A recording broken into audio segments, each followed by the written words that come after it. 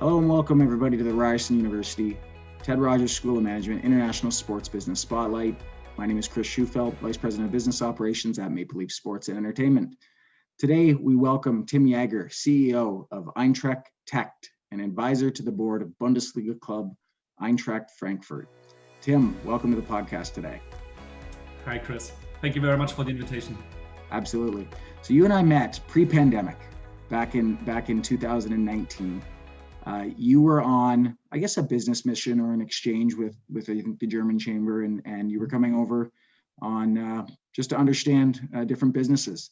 And one of the stops you made along the way was visiting MLSE, and we got the opportunity to meet. You reached out, and what initially struck me was that a lot of the projects that you're working on within your club are very similar and in line with what we're doing within MLSE and the MLSE Digital Lab. So there was an immediate connection, and we understood each other, and you were able to meet with our group and our digital lab. So, I thought it was an absolutely great opportunity to have you on board to talk about that within this class at Ryerson University, right? We're doing this digitally over a podcast, not in person, but it allows us to talk to somebody who's over in Germany right now. So I think there's a great fit there.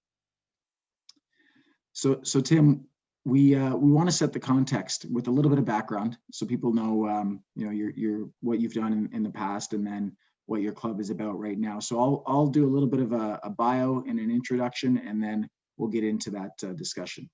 Perfect. So as I mentioned, Timm Jäger is the CEO of Eintracht Tech and advisor to the executive board with the German Bundesliga club Eintracht Frankfurt. He's responsible for all strategy around digital projects, as well as business strategy of the club.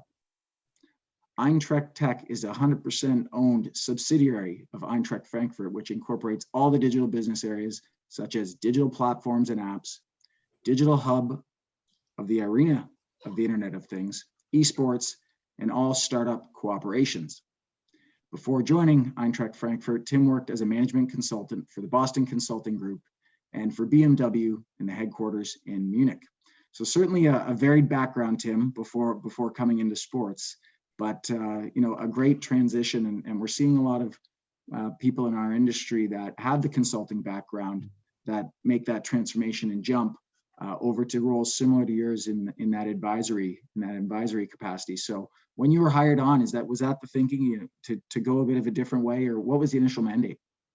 So Eintracht Frankfurt started very early to build up a strategy department in general, because the club realized already in the beginnings, or in around 2010, the club realized that the business, the Bundesliga or football business here in Germany, is changing very fast. At that time, Bundesliga clubs were quite small, around between 50 and 100 people, and it was not that professionalized like 10 to 15 years ago. So the CEO of the club decided, well, it's necessary to bring in knowledge from the outside, knowledge not specifically with football, but more from a business background coming. So the club hired the first person in the strategy department more or less 10 years ago. And then another person joined, focusing a little bit more on sales, marketing, and internationalization strategy. And then 4 years ago, the club started to look a little bit more in the direction of new digital business models. I think we come to that a little bit later why we are doing that. And this was the point in time when my role was created. And so I was the third member joining that strategy department, mainly with a focus on new digital business models, but also, some other topics are coming around and on my table. But yeah, the main focus is on new digital business models. That's great, and we'll dive deep into that in a few minutes. But let's talk about the here and now, and we are both sitting in our houses, mm-hmm. And Canada is one of the most locked down countries in the world from the pandemic, as well as Germany. And we had a discussion before we started the recording just about what each of us have gone through, and there's so many similarities. Both our countries have been locked down. So I want to talk a little bit about the pandemic and what that has meant to your business and how you've worked through it. But in the early stages, the German Bundesliga was one of the first leagues to start talking about what a return to play would look like, mm-hmm. And how that would be done safely. And what was impressive was or at least from the outside, the government approval of that and how they were on side right from the beginning. So I'd love to hear just a little bit about that and how that worked through with the government. Was it really heavily involved from the clubs, league level? Because it was not necessarily that easy here in North American sport. Yeah, sure. So as you said, I mean, we went to the first lockdown in March last year, and at that time the Bundesliga stopped. And from the very beginning, the league brought together kind of like task force that together with like experts from some universities, some from like medical backgrounds, of course also from the clubs. They joined forces and developed a kind of like comeback plan, let's call it like that. And it worked quite well. So like in May last year, we were the first professional league worldwide that started again to play, of course, without any kind of like spectators in the stadiums. So this worked quite well. There was a strong discussion or a very close discussion between this task force football and the government. Our advantages were on the one hand side that like here, football is by far the most important sport. So it's football, then comes nothing, then comes football again, and then probably comes basketball or hockey. Everyone was very keen on bringing that back to life, because we had a very hard lockdown here in Germany, and so people couldn't do anything, no bars, no restaurants. You couldn't go out after 10 o'clock. So it was very important also for the government to send out like a signal. Okay, at least you can be at home, watch TV, watch like football matches of your favorite team. And this, together with the really experts from any kind of like different industries that came to that task force, led to the fact that we could start again to play. But yeah, we're still playing without any spectators. And as we talked about that before, we started the podcast. This will stay like that for the whole season, which finishes by mid of May. And hopefully, when we start again in August, we will have at least some spectators. It's totally unthinkable that we will have like full capacity in the stadiums, but I mean, I would be happy if we would have like 10 to 15,000 people by August. Wow. Yeah, and we're very similar here in Canada. Our counterparts in the US certainly are opening up. Certainly more than what we've contemplated here, but we're in similar situations. I remember vividly watching the first match. I think it was Borussia Dortmund at their venue, and every sports executive at that time was watching to see, okay, what was going to happen? What were those digital innovations? What were they doing for fans? Are they pumping crowd noise into the venue? Are they bringing it into the broadcast? We're all thinking about these different things, so we're glued to the TV watching that back here, and I know I certainly was. So it was good that the German Bundesliga was able to get off the ground. And I also remember we've talked on previous podcasts about the amount of information sharing that's happening across leagues and across teams. One of the first return to play plans that I ever saw was from the German Bundesliga, and it was shared broadly. So other teams and other leagues would be able to see exactly what was happening in order to get back to play. So tremendous communication and information sharing coming through internationally at that point. Absolutely. I mean, we and the German Bundesliga, or at least the league, as a separate entity, thinks of itself, and I think it's true. It's one of the most digitized and most professional leagues, and together, for example, with the NBA. And there's a strong exchange of ideas between the German Bundesliga and the NBA, for example. And therefore, like, for example, this task force concept was very broadly shared, because, I mean, for us, it's no advantage if we're the only one who's playing. I mean, we are part of the sports industry, and therefore very happy to exchange these ideas. Absolutely. So I'd love to give the viewers some background on the Bundesliga. So unlike how soccer is number one in Germany, soccer is certainly not the number one sport here.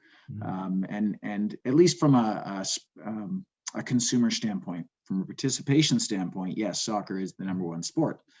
But the profile of the German Bundesliga is actually massive on a global scale. Arguably one of the most successful soccer leagues in the world by a number of different measurables, but there's a reason for it. And there's the league, whether it's the league structure, whether it's, the success of the clubs, et cetera.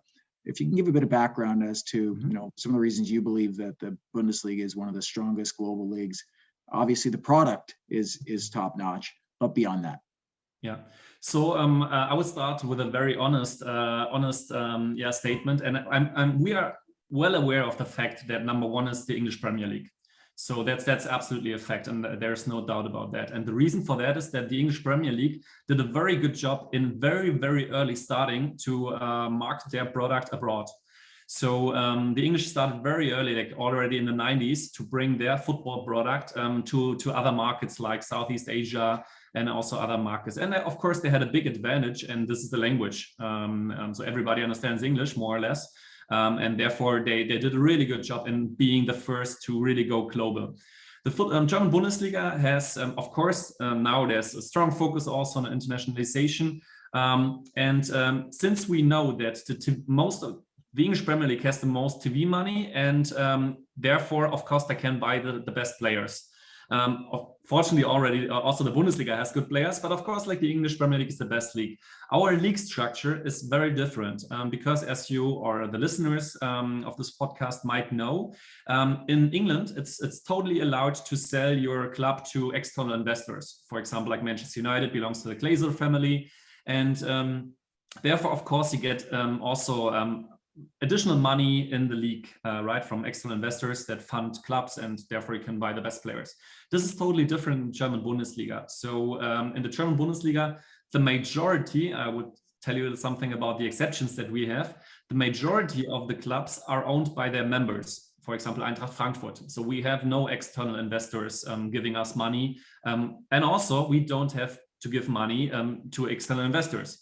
So, but there are some exceptions which we don't like as Eintracht Frankfurt, but there are some exceptions. For example, RB Leipzig, you might know, this is just a marketing vehicle for Red Bull. And this, of course, from like normal football clubs perspective, like Bayern Munich, Borussia Dortmund, Eintracht Frankfurt, this destroys the competition because they have a big advantage because they have this multinational energy drink company behind them that basically gives them money.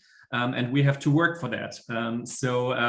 There are some exceptions, like RB Leipzig, like Wolfsburg. They have Volkswagen, the car manufacturer, behind them. We have Leverkusen, which has a pharmaceutical company in their background, and Hoffenheim, which was more or less founded by the SAP founder. So we have like a handful of clubs that have like comparable structures compared to English football teams, but the vast majority, and especially the big clubs like Dortmund, Bayern, and ourselves, we are owned by our members. So what is the USP of the German Bundesliga? The slogan, the marketing slogan of the German Football League is in English, football as it meant to be. So that means football belongs to the fans, belongs to the spectators, belongs to the members of the football clubs. That's one thing. And therefore, you see that especially in our stadiums. We still have stands allowed, so people can stand in our stadiums. And in Dortmund, for example, it's around like 20,000 people who are standing to watch the matches. In Frankfurt, we have around like 10,000 people. We are expanding our standing capacities to 15,000 people. This is totally different than in England and Spain and Italy.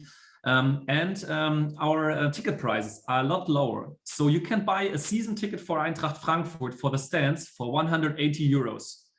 So it's like in US dollars, it would be like 200 US dollars. So it's very cheap to buy tickets for our matches. Of course, we know that it's a lever to increase revenues, but what we do not want to have is we don't want to have empty stadiums. So for us, like German football, what it stands for is that you have very good atmosphere in the stadiums. For example, I just had a look at statistics from the year before Corona, and the German league in general had an average attendance in a stadium of 43,000. And for example, in UK, it was around like 35,000. And Eintracht Frankfurt, for example, we have a capacity of 51,000 in our stadium, and our average attendance before the lockdown was 50,000. So more or less every match we are sold out, and this is a big advantage. Also, if you want to market the product on a global scale, because of course the English league is the best one, but it's more fun to watch a match where you have a very crazy crowd in the background compared to like a half-full stadium. So this is a little bit like how the league works and what the USP of the Bundesliga might be. It's for those that are watching that have not seen a match or the highlights, please do, because if you tune into, you mentioned Dortmund, Borussia Dortmund, the wall that's created, the yellow wall is so impressive, and the displays that you see at your venue specifically as well that the supporters create and make themselves. It's really unique to sport.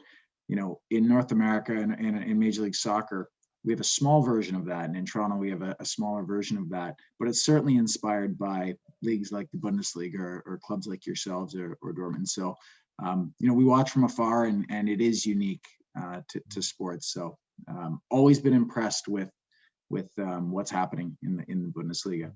So your club specifically, and I'd like to talk about that. You before the pandemic, you came over on this trade mission, and you were talking about the digital businesses, but you hadn't yet created your fully owned subsidiary. Eintracht Tech didn't exist yet. So I'd love to hear about the reasoning as to why the need to build a separate company that is still fully owned by Eintracht Frankfurt. And also I want to understand how that connection to the club still exists. Mm-hmm. Yeah. So as far as we know, we are the only professional football or soccer club in whole Europe that has a tech subsidiary. The reason why we went this very unique way, at least in Europe, we talked about that. MLSE is like kind of like the role model for that. Is that we had a look at our sources of revenues as a football club, and the sources of revenue for a Bundesliga club is the most important thing is TV money. TV money in Germany, in the German Bundesliga, is marketed centrally. That means that we as a club are not responsible for doing the TV deals. It's done by the league, and we get a share of that. So basically, we cannot do anything about it. And the second big source of revenue is sponsoring money. Of course, we can do a lot about it. I will talk about that in a second. Third important revenue stream, most important revenue stream is ticketing sales. And the fourth thing is merchandise sales. So as I said, the most important, TV money, we cannot do anything about it. It's essentially marketed. And the second most important thing is sponsoring. So to give the listeners some backgrounds about that. So Eintracht Frankfurt is now in the top 20 teams European-wide regarding revenues. So it was the first time. There is a big Deloitte report coming out every year. And the last report, we were the first time between the top 20 teams worldwide, European-wide, regarding revenues. We had 300 million euros of revenues before Corona, and this hit us very hard. So we went down from 300 million to 150 million. So that was a big problem for us, of course, if you lose half of your revenues. But that's another topic. So regarding sponsoring, we have seen that we did such a good job, or the guys in our sales department, that we were more or less sold out regarding sponsoring inventory. So there was no more growth opportunities. Third important lever was ticketing sales. So as I just said, before Corona, our stadium has a capacity of 51,000, and we had an average attendance of 50,000. So basically not so much growth potential in that field neither. Of course, we could increase the ticket prices, but as I said, on the one hand side, it's not such a big lever, so that doesn't bring millions of euros. And on the other hand side, we don't want to have like half empty stadiums and to squeeze out the last money out of our fans. And merchandise, the fourth source of revenue, is like paid marketing. So we have a very good partner with Nike, and of course if you work together with Nike, then the margins are not that big for the club. So therefore we said, okay, well, this leaves us in a very interesting situation. So one option is not to do anything and see how it goes, and this in business is not such a clever decision. Second option would be to look for an external investor. To bring into the club to get fresh money. We didn't want to do that because we are owned by our fans and members, and we would like to keep it that way. And then the third option is to go into totally new fields of new business models, new revenue streams. And this was the starting point to go into these digital projects. And when I started at Eintracht Frankfurt 4 years ago, I did it as part of the football club. We did it in projects. We kicked off four topics, four new business areas, which was platform and app business. We can talk a little bit about that in a second, to build up a digital regional marketplace. So this is a big thing for us. The second area is the so-called digital hub arena of IoT. This means that we now operate our stadium. I mean, we are in the middle of Germany, Frankfurt. It's by far the most economic powerful region in Germany. So therefore, a lot of business going on.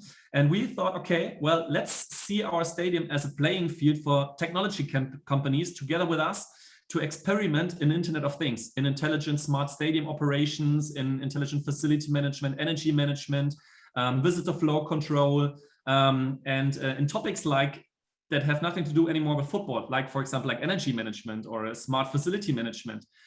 So this was a totally new business area where we started. Then the third one is esports. We have our own, this is also a very unique approach, at least in Germany. So we are not working together with an agency that gives us some players. So our focus in esports is on FIFA, the football simulation, and on League of Legends, which is by far more relevant worldwide. And we decided, well, not to just like hire some people who play for us. We kicked off an own esports academy.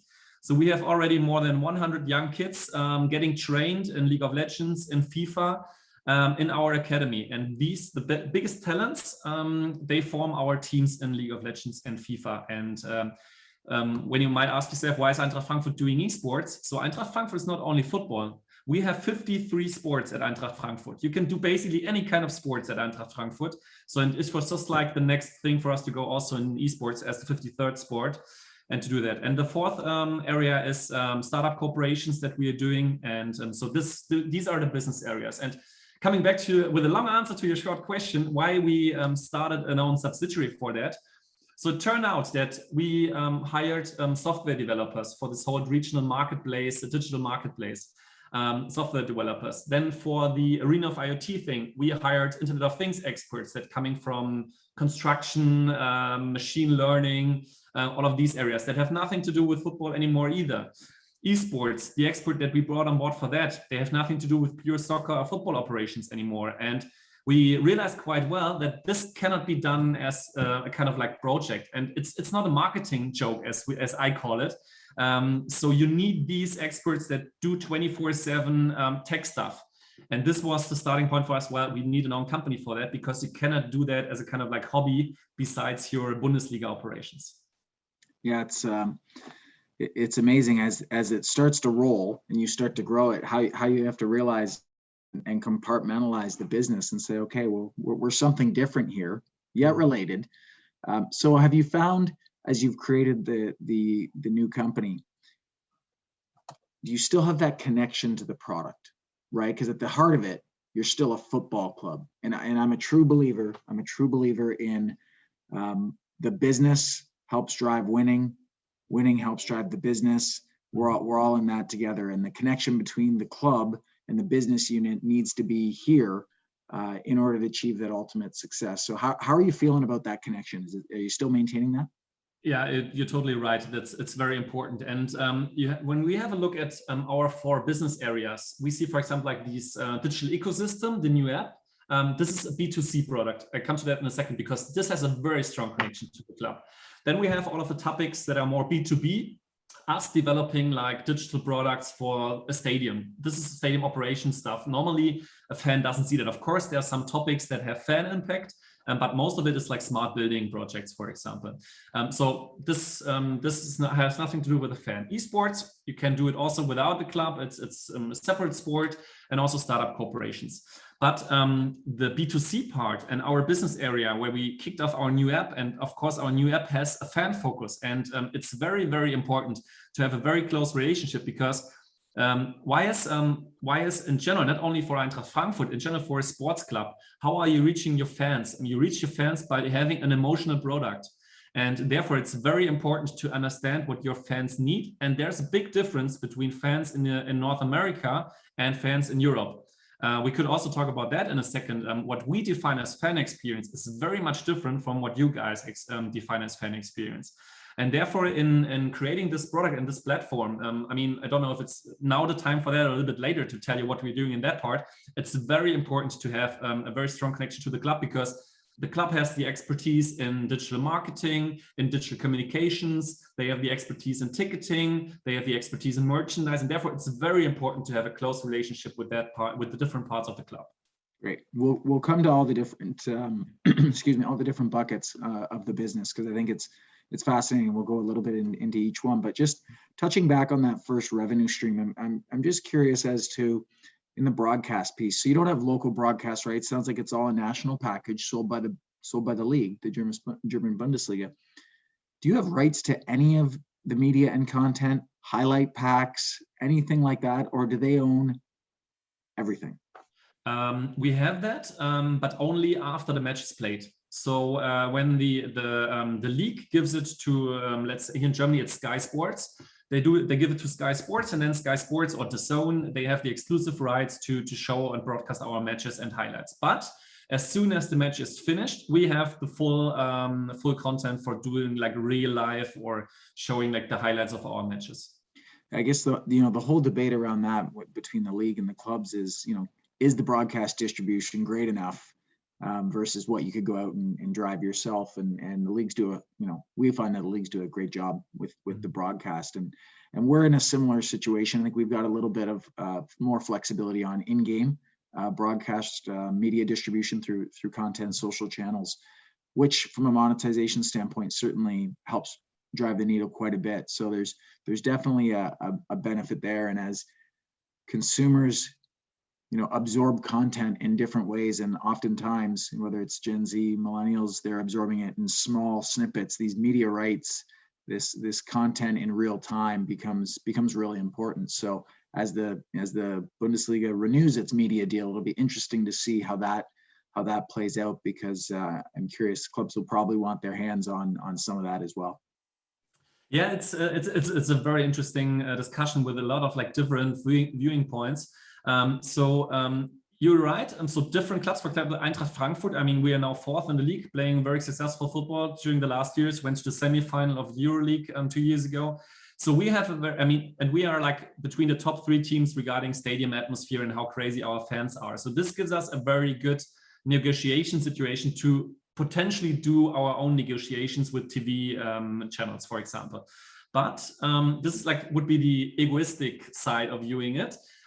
So in Germany, we strongly believe that our product, our league, is only so much interesting, or stays only interesting, if there's also more or less of course not an equal distribution of TV money, but at least not like one club, Bayern Munich, for example, getting let's say 100 million euro, just to think of a number, and then for example number 18 in the league or number 17 like Augsburg or Freiburg, which are small clubs, they receive 10 million euros only. So then the gap would be so big that you would lose the competition. I mean, in the German Bundesliga, you have Bayern Munich, and they are very successful and more or less every year becoming German champion.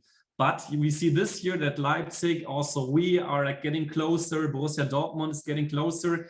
So of course, there's a big gap still between the teams because of the Champions League money. I mean, we could talk for hours about that, destroying national leagues because they put so much money on the teams that are playing Champions League. But this is another topic for another session. We strongly believe that TV money in Germany should be marketed centrally to not to make the gap too big between the clubs. And one thing that the listeners of this podcast have to keep in mind, this is a very big difference from German football or in general European football to the United States or Canada. We have relegations in our league, right? So that the last 3 teams go down to the second division, and the best 3 teams of the second division every year get up to the first division promoted.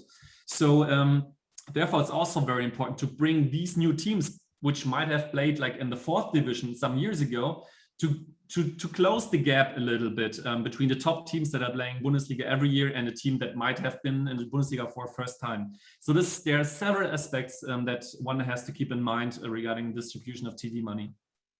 Absolutely.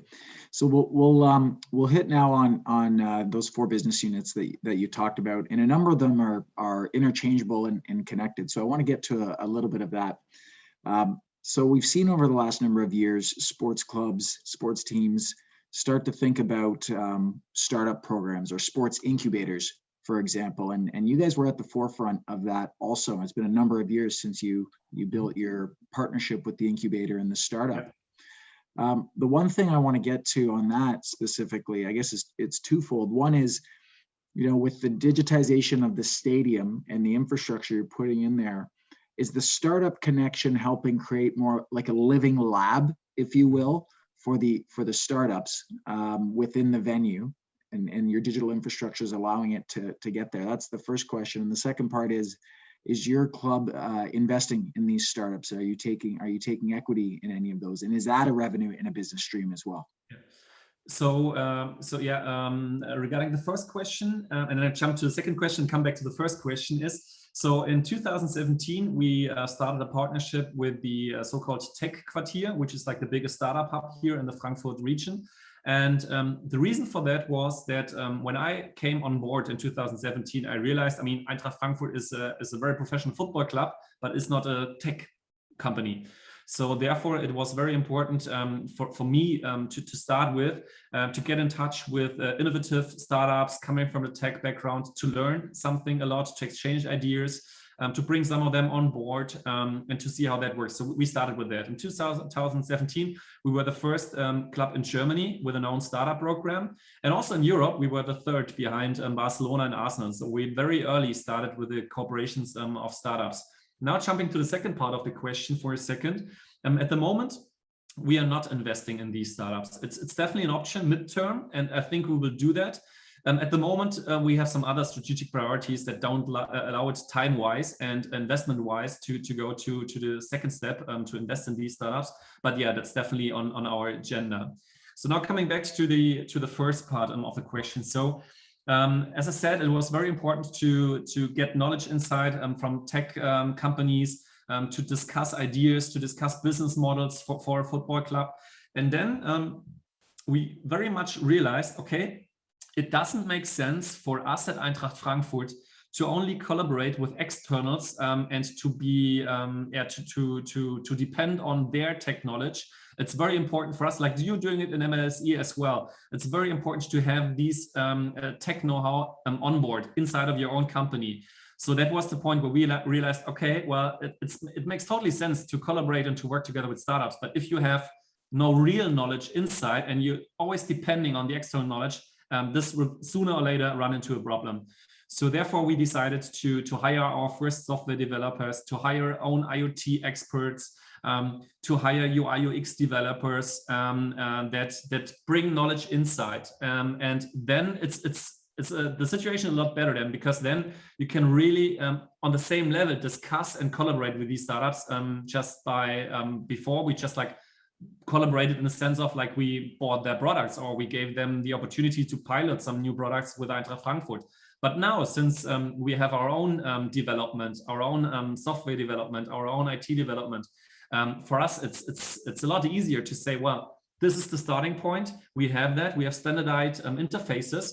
And now you startups, you can collaborate with us, but please then on the foundation that we just built, and not depend on external know-how. Yeah, it's interesting when you create the infrastructure and partnerships with startups, you know, leveraging what you have, your resources, your venue, your product as a living and breathing lab is so interesting. And you know, taking that to what we've done at MLSE with the Future of Sport Lab in partnership with Ryerson University, having the ability to connect these startups to real life problems that we have within the club, and whether it's a sporting problem or whether it's a business challenge, and have these startups work on a project that can make an immediate impact. There's no better case study for a business or a startup than this. And if we're in the same boat, we don't make investments into the startups either. But if we were to, there's certainly a lot of innovation that has come through our startup in the last number of years. So it's certainly an interesting business model, and one we've seen. You know, you guys were early adopters of it, but one we've seen across all major sports leagues, and it just seems to make sense. So I think we're going to see quite a bit more of that as we move into the future. Absolutely, and also there, like another opportunity is that, like I guess more and more clubs are getting into that. Is not only equity for money, but also equity for sponsoring. So I guess that we will see that very soon here in the market in Germany, that clubs take shares of startups and then give them visibility on their boards, for example, in the stadium. Absolutely. So you've touched on this a little bit, but I want to go deeper. And there's a connectivity between what you're doing with the digitization of the stadium and also the regional digital infrastructure that you're creating.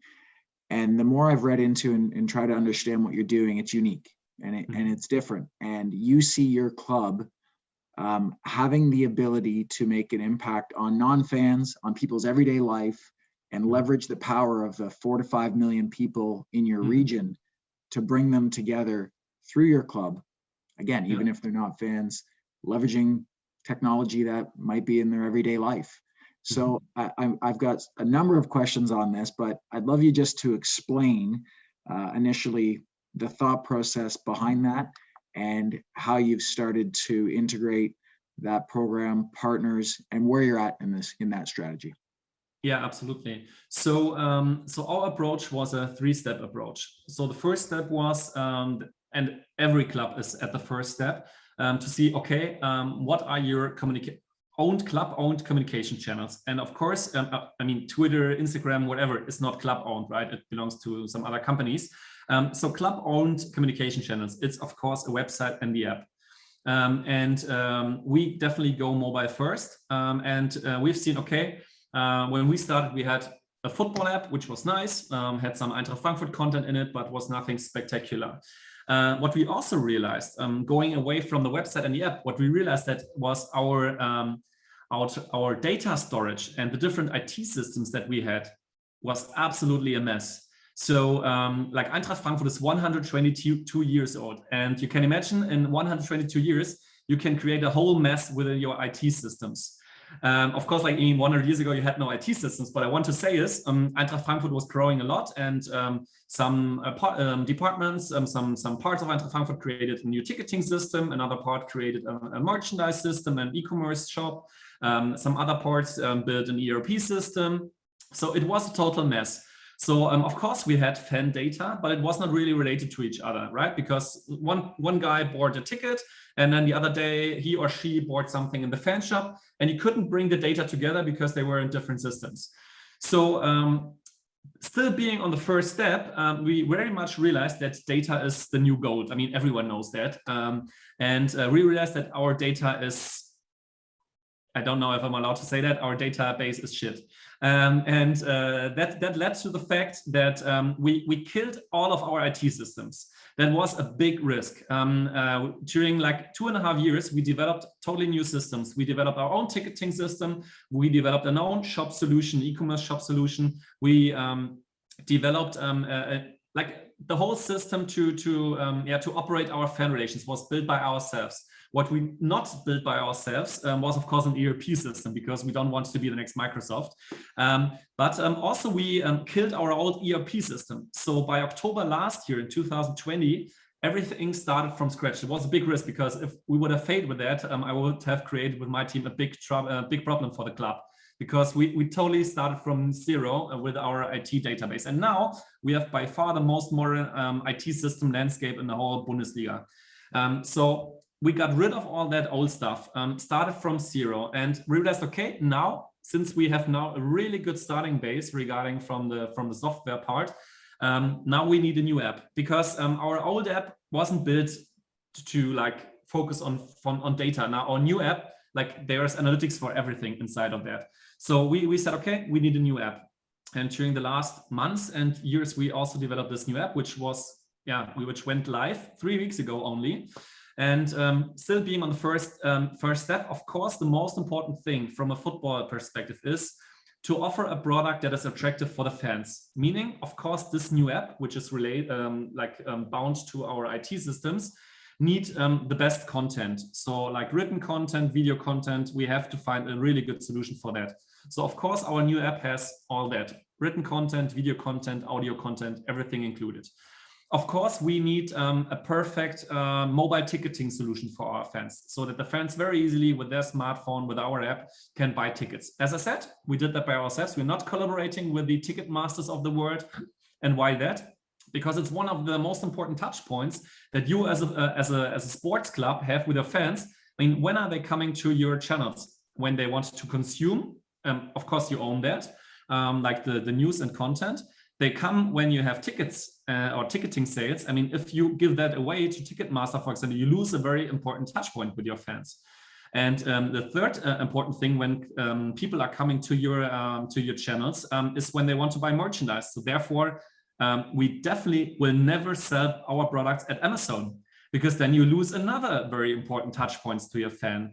And therefore we said, okay, in our app, we need the perfect fan experience regarding content.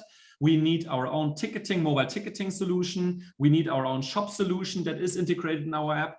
And so far so good. So we launched that. It's a great football app, but it's only the starting point. As you said, there are some really other, at least from my point of view, interesting stuff that we're doing. Because 1.5 years ago, we took over stadium operations for our stadium. As I said, our stadium is a very, very great stadium. I mean, you can close the roof totally so that you can also do indoor things. And therefore, we are one of the biggest concert locations and venues in Germany. And we as Eintracht Frankfurt are responsible for the Coldplay, Rammstein, Madonna, Katy Perry, whatever kind of concerts. We organize them also.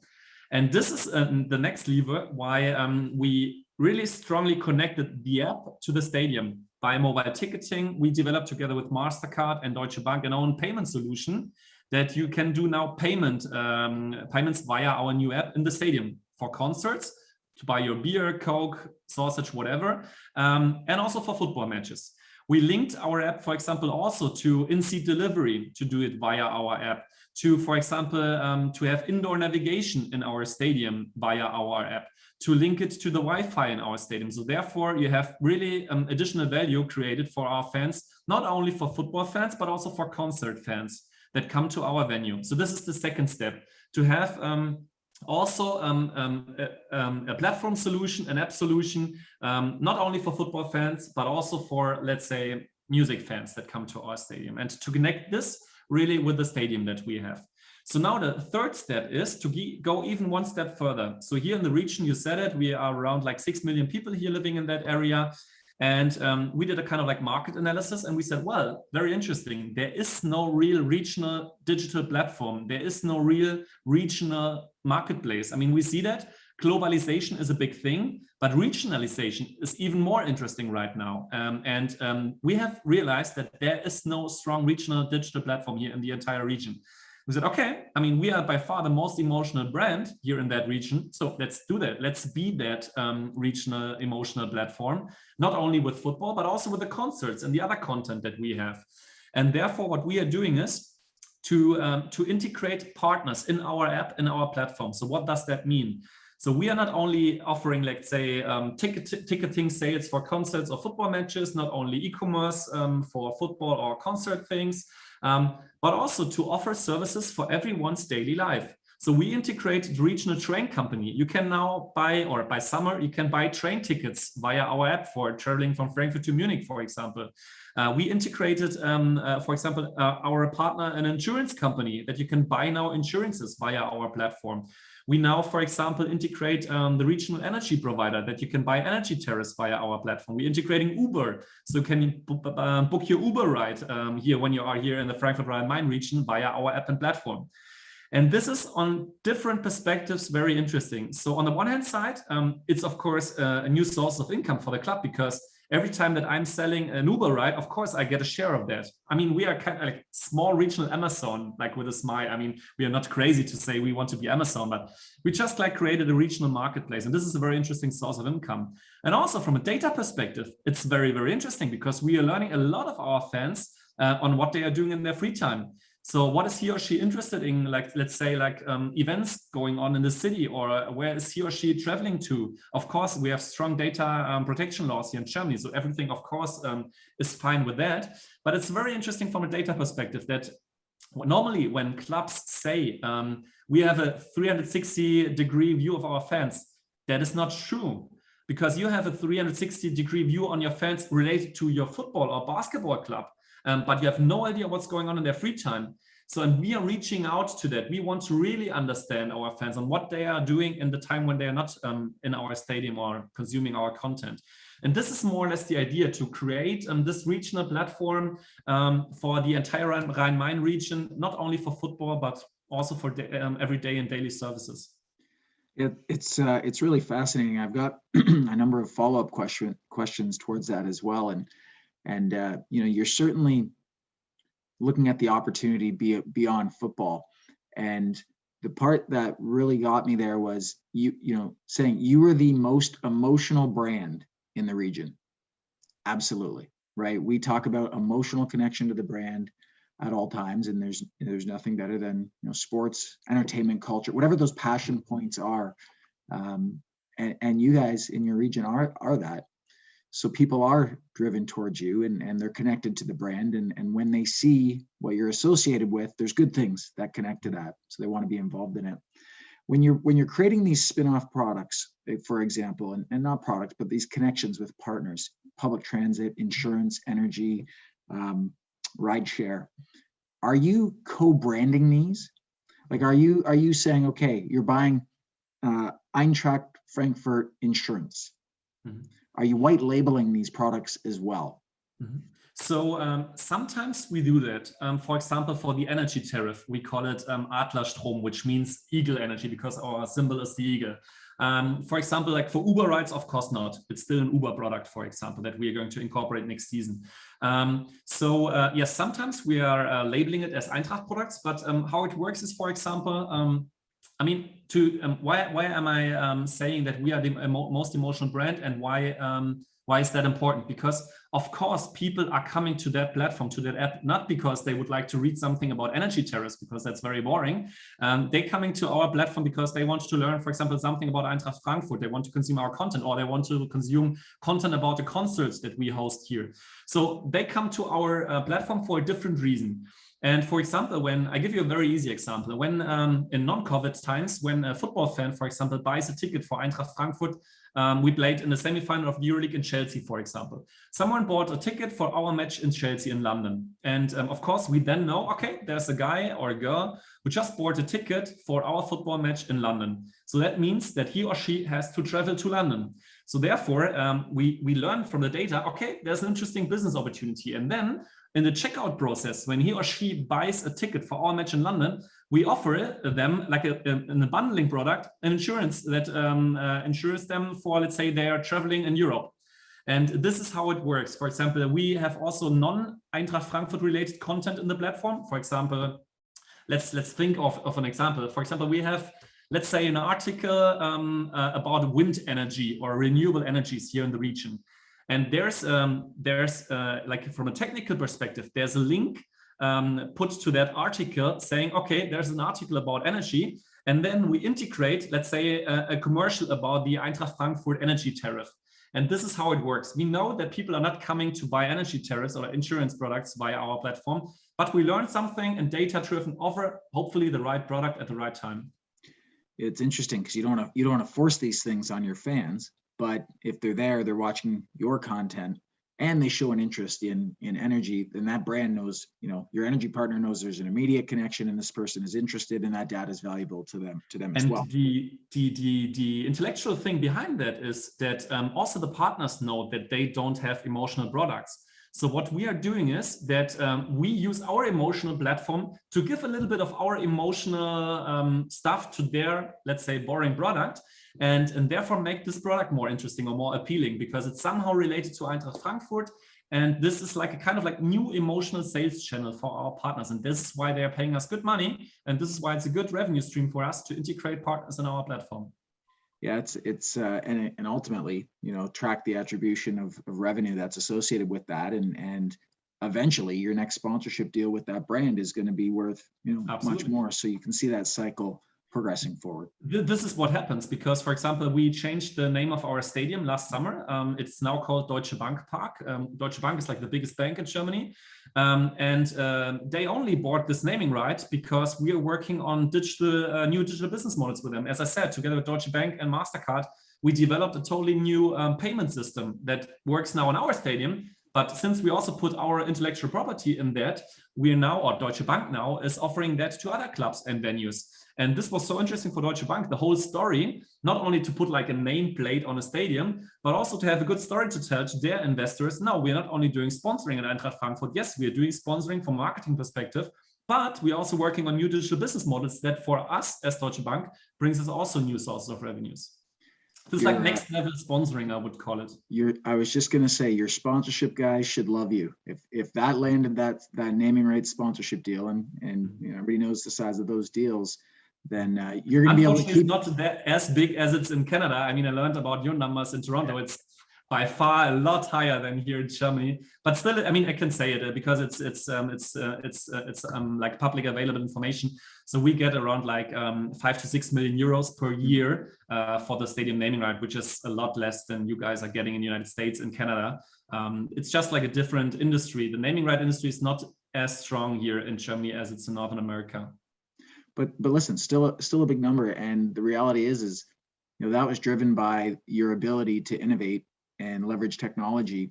And for you, who's building a tech business inside a sports club, what a massive justification right there. I mean, I cannot go into the numbers in detail, but what I can say is that we did an analysis together with the league some weeks ago, and we've seen that the average growth of revenues before Corona, of course, the average growth of revenues in the Bundesliga of sponsorship revenues were 4%. And we, during the last 4 to 5 years, outnumbered that by 10%. So you can see, also driven by numbers, that there should be some other thing, because Eintracht Frankfurt is not German championship, winning the German championship every year, or we're not playing Champions League, hopefully next year. But normally we're not playing Champions League every year. So there must be something around the club that is more attractive or causing this stronger revenue growth than on other sports teams. And since we're like, this is our main lever apart from football, it should be tied to digitization topics. And we see that it works. So we brought very attractive brands on board, like MasterCard, like Deutsche Bank. Our main sponsor is Indeed, the American job company. So it really works because it's a USP that we have. Yeah, no, it's impressive. And the last follow-up question I have on this topic specifically is, you know, building your own ticketing system is brave. And it's not what a lot of clubs do. And you know, Ticketmaster or StubHub or you name the ticket service provider invests sizable dollars into clubs in order to get those rights, and they make the money up from service fees, et cetera. And the clubs drive revenue through primary and secondary ticketing. So, you know, you may get those ancillary revenues in different ways, but you're giving up a large upfront in order to have control and data, in the hopes that that will drive more revenue, fans, et cetera, in the future. So convincing your leadership group that that was the right thing to do. How was that process? Fortunately for me, it was not that difficult because this is another topic that is very interesting, and I think you totally agree with that. Is like it's a leadership topic. Like developing new business models is a leadership topic. And it's not possible to do a digital transformation bottom up, at least from my point of view. It's a top-down process. So if the board, of course, it's also important that like everyone in the club supports that, right? But it's very important that the board says, yes, we are committing to digital transformation. We are committing ourselves, our investments to new digital business models. And if they are not doing that, I mean, I cannot do anything. So therefore, it's very important. So when they kicked off all that, it was like a strong mandate to go into these new business fields. And therefore, of course, I mean, I'm totally business case driven. So if my business cases are not good, then I get also some problems with my board. But yes, this was a discussion. So I think from a leadership perspective, you need strong support from the board. This is like to start with. And then, of course, I mean, also you have to think about the fact that why are also like in Germany, some clubs are using Ticketmaster, or Eventim is a big ticketing provider here. They are using that because, for example, Ticketmaster, they have a strong platform, they have a strong reach because they want to use Ticketmaster to fill up their venue. Our stadium is always sold out. So our need is not to bring in new people in the stadium. Our stadium is just too small. We're extending the capacity now to 60,000. But this was no lever for us. The lever was not bringing more people to the stadium because it's every time sold out anyway.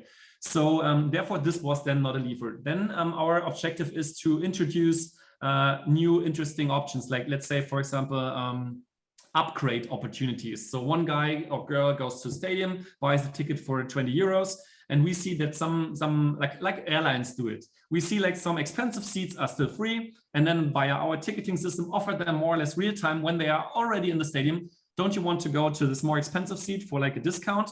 They're getting used to that. They can try it out. And then we have a cheap ticket available that we can give out to some other people waiting outside of the stadium that probably cannot afford the higher price ticket. This is just like one example. Then we have an auctioning system built where we can like do an auction for ticket sales, or like an own ticket secondary market thing. I don't know the English word for that. Integrated in our platform, and we have seen. I mean, we talked to the ticket masters of the world and said what we want to have, and it very quickly turned out that either they cannot do it, or let's, for example, we talked to Oracle, to give you one example. Can you guys build such an IT system, such a ticketing system for us? And I said, well, yeah, we can do it, but then you will pay like 50 million euros with all of the specifications you want to have. And then we said, okay, well, then, I mean, of course, it's a very painful way, and it took us quite some time to build this ticketing system to be like ready to go. But then we decided, okay, well, let's just try to do it by ourselves. But as you said, it's a risk, but fortunately now we can say it works. Amazing, ambitious project, and love following along with what you guys are doing. So I would like to transition now. This has been. Let me just allow you to add one sentence. I mean, another thing is, how can we get the money back? And I haven't said you or told you something about that. Of course, our plan is with a platform, different modules like e-commerce module, or shop module, or ticketing module, or let's say payment module. We are planning to distribute and to offer that as a white label solution to other clubs. So for example, if you guys in Toronto want to have that, we can do that. And this is very important because of course it's a big investment, but one way for us is to get some of the money back, or hopefully even have positive business cases to offer that as a white label solution to other big concert stadium venues and also other clubs. Yeah, and that's smart. We're with our fan engagement platform that we've created, the Ingame fan engagement platform. We're doing something very similar. So it is that similar connection between our digital labs team and what you're doing. Again, I love watching what you guys are doing. So I'd like to just transition to the last segment here, which is more around career development and what you look for as you hire or as you guys are building your organization. So, you know, if you had to say there's a number of different qualities or characteristics that you're looking for when you look at new hires, you can maybe take this from a, you know, if it's just whether your consulting background or your time at BMW or at the club, you know, what are those things that catch your eye for new up and coming employees, maybe right out of school? So for a lot of the listeners that are on this podcast. Yeah. So let me start with the traditional football business. I mean, Eintracht Frankfurt, still the majority of people works in the traditional football business.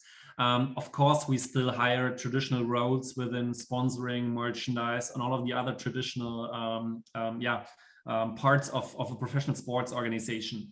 But of course, the growth in that field is not that strong anymore. So, I mean, we are, from an economic perspective, business perspective, and also from a sports perspective, we are very successful here in Frankfurt. But even for us, we see that the growth in the traditional field, there is still growth, but it's not like enormous growth. So it's not likely that we will hire for traditional sports club and the traditional roles that you need for that, like, let's say 30 people in the next 5 years. That's not realistic. So it will be less, quite sure it will be less. But within the new fields and new areas that Eintracht Tech, for example, is working in new digital business models, in digitization of a stadium, in esports, into startup collaborations, I'm pretty sure that in the next 5 years, we will hire more than 30 people. I'm quite sure. So this is, I think, a very important message for the listeners, that, of course, there's still hope and still opportunities to go into sports organizations in traditional roles.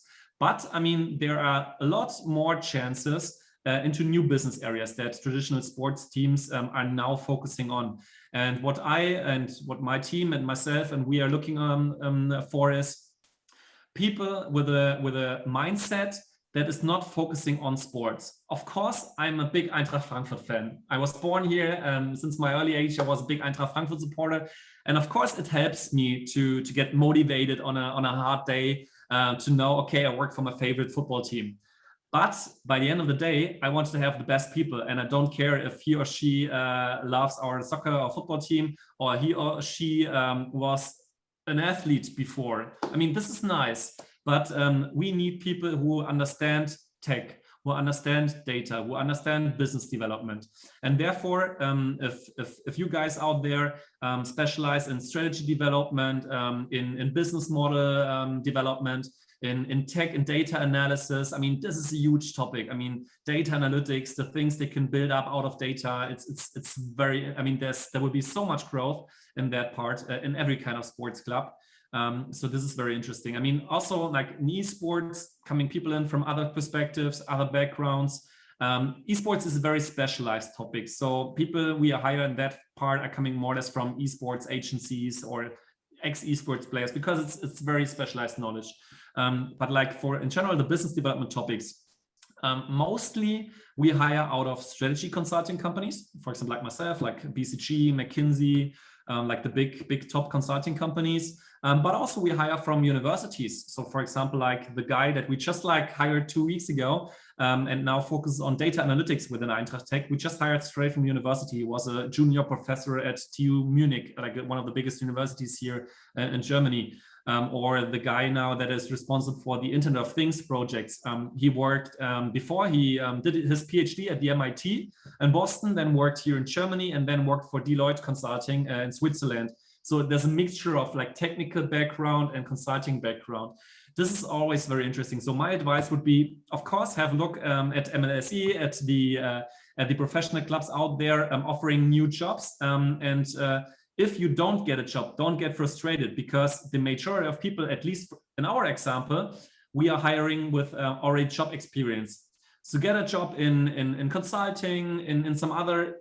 The most important thing from my perspective is be up to date regarding business development and strategy development. If you're good in that, and if you gather some information or some experience in that fields, you're well equipped for a job at Eintracht Frankfurt and maybe also at MLSE. The evolution of the sports executive is changing. The one thing and that you talk about there is, be up to date, understand, have that curiosity to go out and know what's happening in the industry, and recognize that, it's not the same sports executive when I got hired 20 years ago at MLSE, and the qualities and the skills needed are different in some aspects, for sure. So I think I think everything you've said today, the students and everybody listening will certainly love and absorb. What you guys are doing at your club is advanced across the globe and in the world of sports. You've been awarded with not just one of the most innovative sports teams in Germany, but one of the most innovative companies in Germany as well, which, congratulations. I saw that come across your LinkedIn channel. So what you guys are doing is impressive. And I recommend that for anybody who listens to this, follow Timm on LinkedIn or other channels, because he does a great job at telling the stories of what his club is launching and doing and leading the way in the world of sports. So I've enjoyed following along since we got to know each other, and I'm excited to see what's next for your club as well. So if we can borrow some of those ideas, I think you may borrow some of ours as well, but it's certainly good info sharing from that standpoint. So in closing, on behalf of Ryerson University, on behalf of myself and the school, Professor Cheri Bradish, who is the lead professor on this course, thank you very much for taking time out of your day to join us all the way from across in Germany, locked down in your house as we are. But it's been a great discussion today, Timm. So thank you very much and appreciate it. It was very, very much fun for me also. And thank you very much for the invitation. And I also can promise that I will be back definitely after the lockdown in Toronto to meet you guys over there. Maybe do this personally the next time. And yeah, really looking forward to that. That would be nice. In-person meetups once again, right? Okay. Thanks, Timm.